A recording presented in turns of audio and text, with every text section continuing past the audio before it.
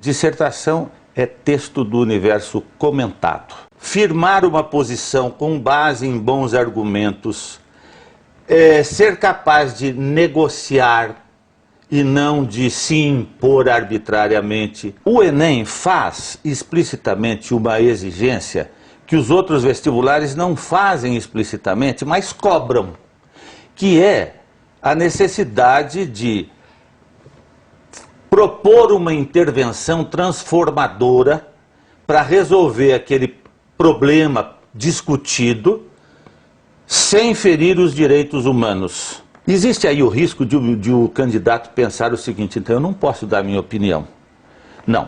Não pode dar uma opinião não sustentável. Então, argumento fraco e afirmações gratuitas são mortais na redação. Eu costumo dizer que são necessárias duas grandes competências. Primeiro, domínio do código linguístico, domínio da linguagem por meio da qual ele vai se expressar.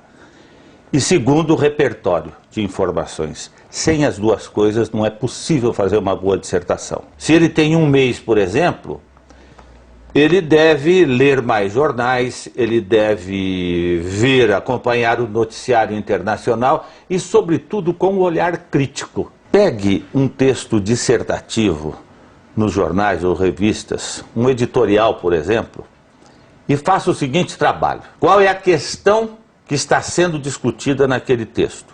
Segundo, qual é o partido tomado pelo articulista ou pelo autor do texto? Terceiro, que argumentos ele arranjou para sustentar a opinião dele? E como que ele rebateu os argumentos contrários? Ele vai introjetando aquela forma de linguagem típica desses textos, não é?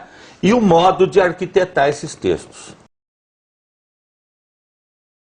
Toda a prova de redação começa com uma prova de leitura. É sempre um tema polêmico, isto é, um tema sobre o qual não existe convergência de opiniões. Ao ler, ele já deve ir observando quais são os segmentos de textos que se localizam numa corrente e quais são os que se localizam noutra corrente. Muitas vezes, porque eles não leem direito o texto, eles acabam fugindo do tema e não executando a proposta como deveria ser executada.